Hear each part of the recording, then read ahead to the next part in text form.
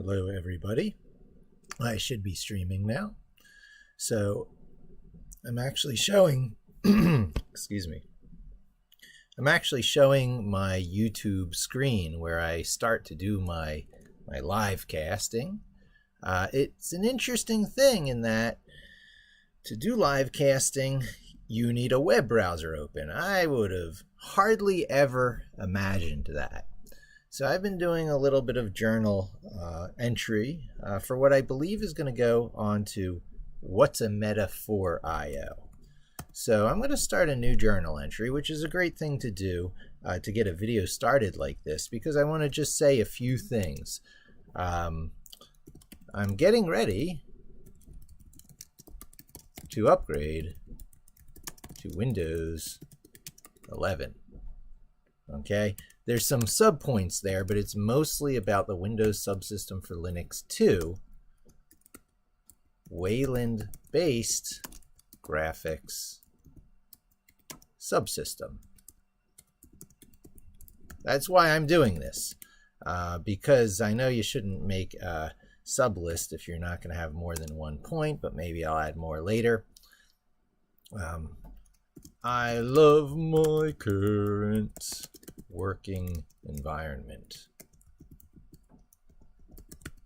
That's not to say I love Windows. Okay, but I've got good muscle memory of, and I should just show you what I really love about my current work environment. First, the three-fingered swoosh up. There's my virtual desktops. I usually have just about 7 of them here.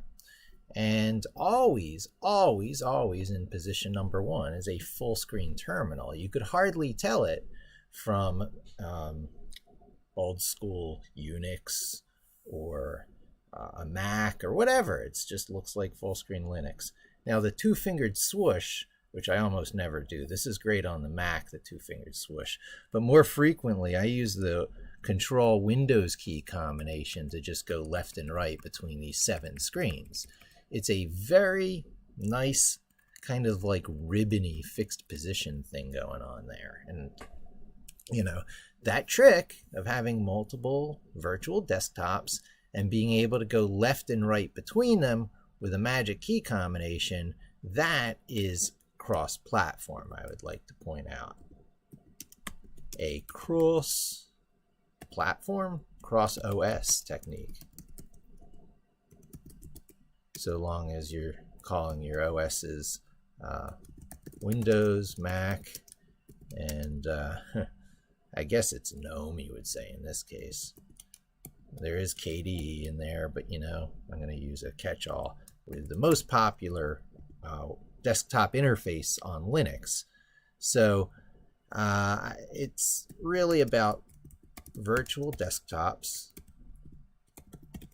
and specifically a ribbon of virtual desktops. That applies the whole horizontal thing. It's easy to go left and right between them. Now you see I accidentally switched tabs here. You can see my YouTube recommendation engine at work and how diverse my interests are from, oh, Rust, it's really attractive to me. It's as attractive to me as everyone else. See without the downside. So I watch quite a bit about Rust and the animation gang. I still like my Jadens and my Odd Ones Out.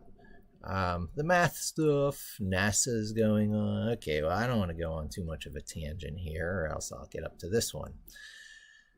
But that was because I started my live streaming session right here and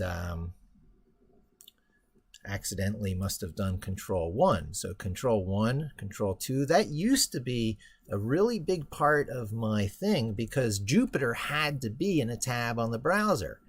It is no longer that way. So wonderfully and miraculously, the browser, which I have here on screen 2, just because I was getting ready for the live casting, browser always on screen 3, screen 2 Jupyter. This is reflected by the arrangement of my icons.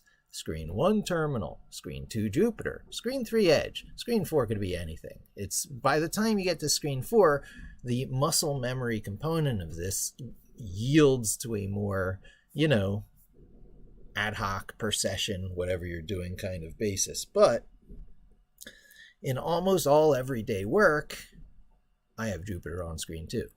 So screen 1 journal, screen 2 Jupiter. Jupiter is a generic calculator for your head. Python is a generic calculator for your head, a logic engine by which you could live. And there are some nice fixed location things that you could do that will serve your muscle memory. So this clearly won't change, but one of the things I love about my current work environment is, there's a directory that the OS compels you to use as your home directory. On Windows, it's like your username. It's C:\users/ whatever you use to log into your machine with. So from whatever that home directory on your OS is, on Linux and Unix, it's ~/ brings you to home, which is usually some variety of /home/users/. It's very similar. Windows has adopted a very similar hard drive layout arrangement. Anyway, your OS home/GitHub. I have a folder, OS home/GitHub. It's what you see here. So I always drop into the GitHub folder, and that has all my active working directories and stuff. Very little is put on the root of that. When it does happen, it's usually an accident, and I usually delete these things out because that's going to have a very special meaning real soon. That's where my automation scripts are going to be, where I publish and git push against all my sites that are GitHub.io hosted. In fact, I'm going to do that now. There's no reason to have these things. That was only 14 hours ago. I remember that one. I've already moved the copy of that back into location, so I don't need that. I don't need that. And so this really gets to the almost pristine starting position I almost always demand in my where's that delete? Open window, duplicate. No, there's a delete here, and I'm just scrolling over it. There it is. I could just use the delete key once highlighted, so I could probably use the arrow key to steer around. Now I'll work on that later. But there's an OS-ish thing going on here. The browser provides a standard OS. So one of the things we're doing here is, in addition to using this as home, so use this as all repo folder. So anything you do that is a repo, a GitHub repo or what have you, you can use that location as its home. That way you're only reading one long directory instead of having to hunt and peck around. You only go one directory up and then you just jump over to your other directory. So I like to sort by last modified. I was just editing my journal. I'm trying to get in touch with the NB dev people over a bug. I won't get into that. But here's my ML SEOs, first an old one that's been accumulating up a lot of project files inside of it, a lot of ad hoc work. And then the new one, which I'm trying to trim down and make pristine and just hold the documentation that I want held there. And that actually is an ongoing process because I'm shaping it to help people on-ramp their career into the field of SEO. It's both my latest set of tools, but it's this whole chasing the rabbit thing. That'll be other videos. So the main thing is that I like these up to 7. Sometimes I go 8, 9, 10, but then I start deleting them and I get back down to 7 right away. And then I get rid of everything except what needs to be running. Sometimes I put either my broadcasting software, which is that in this case OBS, which I just upgraded. I need to know what version I'm on. About. I am on OBS 27.2.4. So keeping on top of version numbers and just knowing in your head what you're using, because these details and nuances matter. Your features come and go based on that. And yeah, so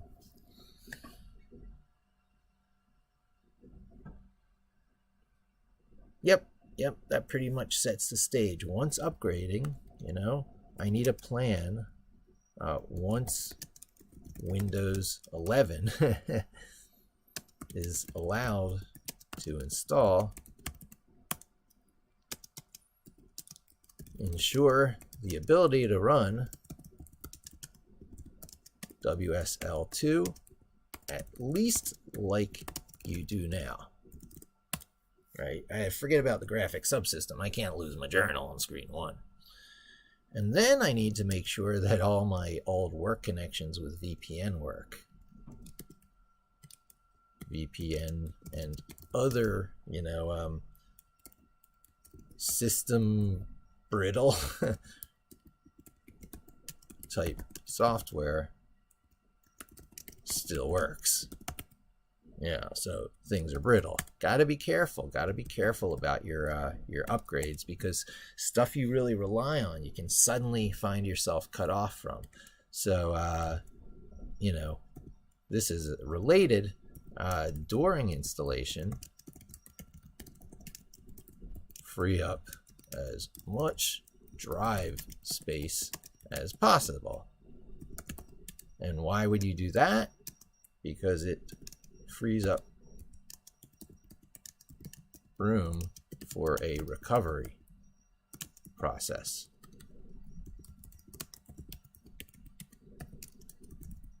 Windows likes to give you a giant undo. You know, I want to benefit from that if I need it.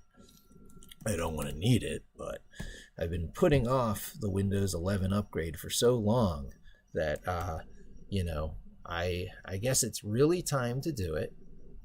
Oh, so yeah, this final stuff now is that GitHub directory has got to be in place, right? So once Windows, you know, ensure my paths to GitHub, and my path to GitHub is still from home.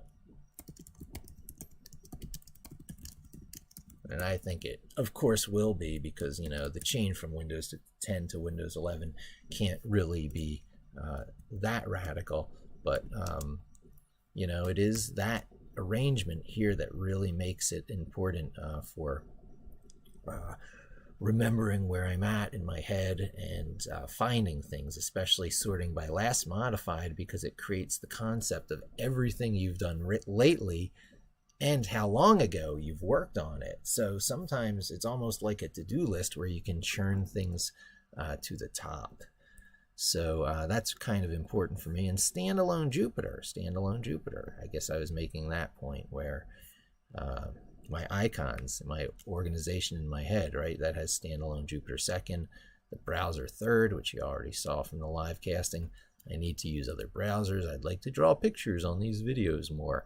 These are my connections to work and home that I need to assure. This one is an interesting one.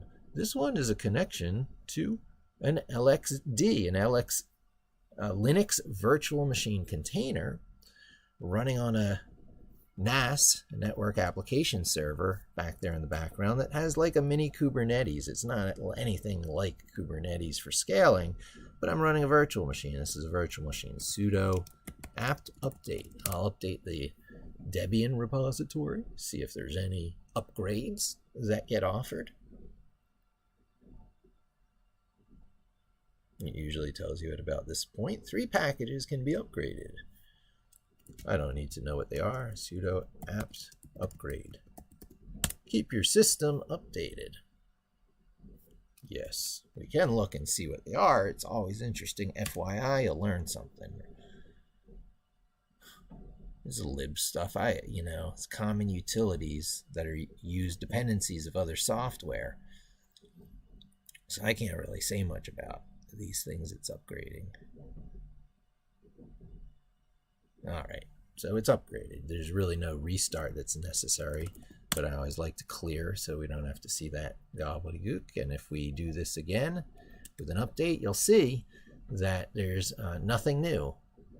It's already recently been updated. This is about as exciting as watching paint dry, right? So we do the upgrade attempt. It says nothing left to upgrade. So you do that every once in a while to your virtual servers. This now has it open in a full screen terminal. And you might think that this is the Windows subsystem for Linux that's hosting this. Well, not really. An important thing to understand is that the networking context here of all these things is different for the Windows subsystem. The Windows subsystem has a little NAS of its very own. I should probably draw. Maybe I'll fire up Art Rage and finger draw some art here. I don't need to check. Okay, so you've got your home, and internet is coming into your home from something like the telephone system. So internet goes into your home and goes somewhere to where you have something that serves a dual duty as a gateway and a Wi-Fi router. So gives you your Wi-Fi, and any machine in there is contained within the first. I should really change colors for that. And changing colors is easy, I believe. Easy enough. I just switched this to colors. No, cancel. I clicked on a tool. Oh, colors is down here. Pull layers out of the way, and I go to yellow. That didn't make my pen yellow. I need higher saturation. Yellow. Everything in that is put inside a network that basically the router decides. And, the concept of hackability is that anything that comes in through that main line here of your internet, if it penetrates your local router and it gets onto your Wi-Fi network, it has access to anything in yellow there. Now, it really doesn't have to be that way because software is completely free to create a virtual LAN.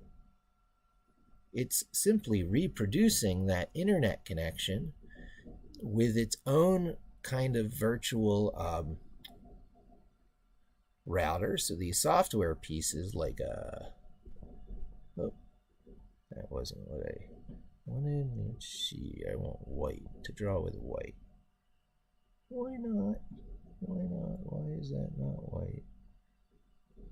Oh, maybe that's opacity. I don't know. I'll go up here to here, and we'll use that color. This has its own little version of this here. So internet comes in through the way that this gets internet. It's like the yellow includes that. And then DNS and other services are provided here to this smaller network. So individual machines, which I guess I'll also draw in that light blue, are all sitting here on this virtual LAN, and nothing can get in and out of that. So WSL works like this. That networking context does not make it very easy to SSH into remote machines, so I use PowerShell.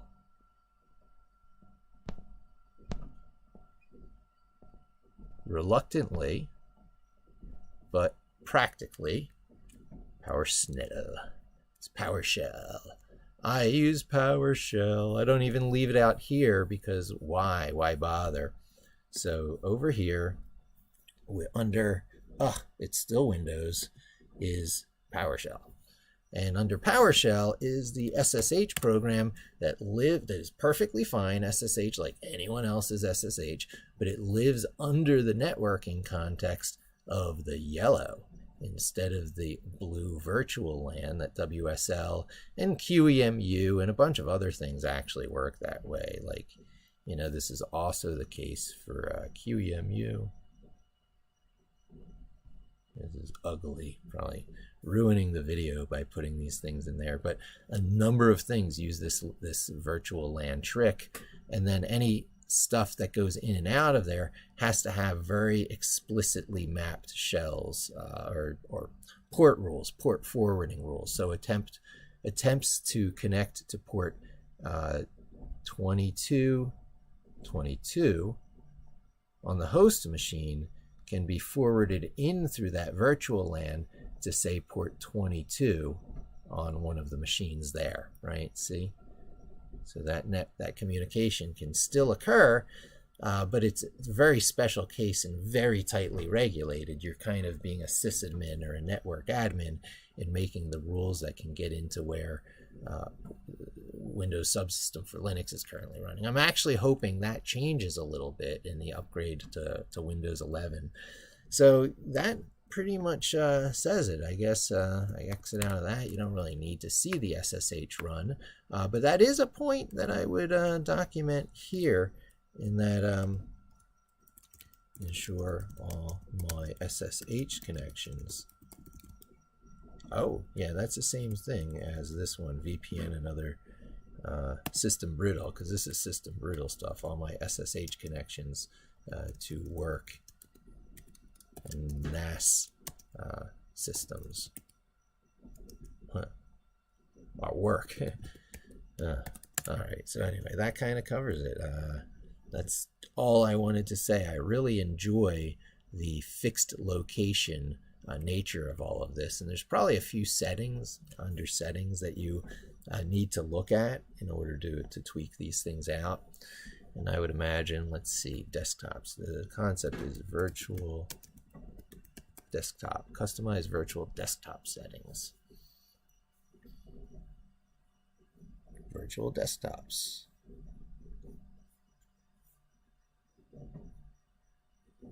Snap windows.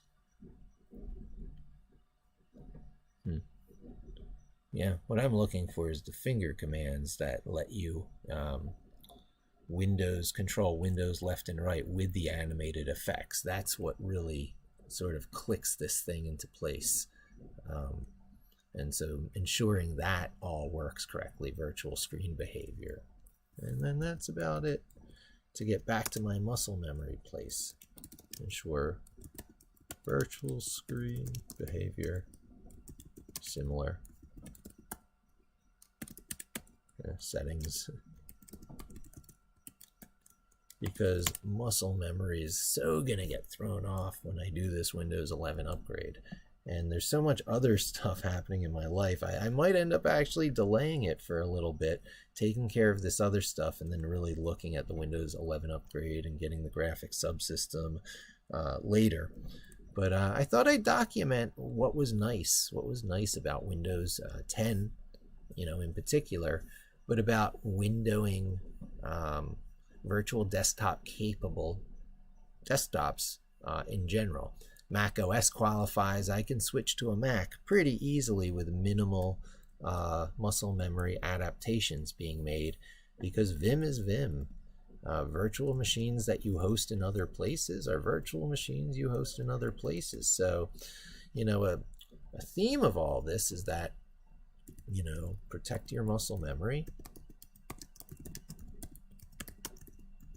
from disruption. I think I'm going to just make that the theme of this live cast once it's moved over to regularly watchable videos. Thanks for joining me. Hope to see you again soon, and don't forget to subscribe.